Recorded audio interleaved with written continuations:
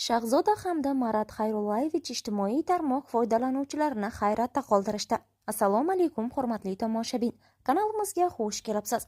Video roliklarimiz ostida bir dona like hamda podpisatsiya tugmachasini bosib qo'yishni yodingizdan chiqarmang.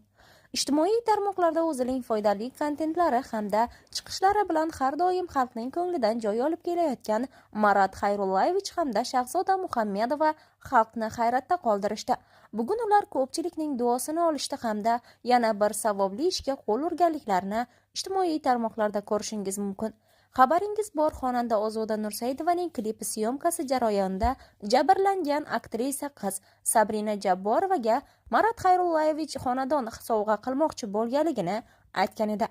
Ammo oradan ko'p vaqt o'tmay u fikridan qaytganini hamda ushbu xonadonni muhtojroq hamda ushbu uyga ehtiyoji bor oilaga berishini ta'kidlab o'tgan.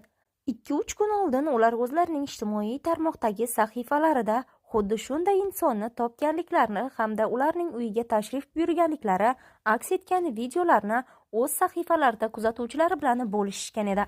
Ammo Marat Xayrullayevich ushbu xonadondagi vaziyatni hamda og'ir ahvolni ko'rib, bu fikridan qaytdi hamda ushbu xonadonni ham u ayolga ta'mirlab berishini aytib o'tdi.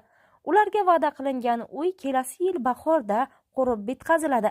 Ammo shungacha ular yashab turishi uchun berilgan ijara uyni ham Marat Xayrullayevich ta'mirlab berishni o'z zimmasiga oldi hamda ayolni go'zal qilish Shahzodaning endi topshirig'i. Shahzoda endi siz bilan shug'ullanadi deya ta'kidladi ayolga. Ushbu xabarlar hamda videolar ijtimoiy tarmoq foydalanuvchilari orasida millionlab prosmotrlarga ega bo'ldi. Kimdir Sabrina Jabborova uydan quruq qoldi, uy o'z egasini topdi desa, yana kimdir boshqa sarlavha ostida ushbu xabarlarni chiqarmoqda.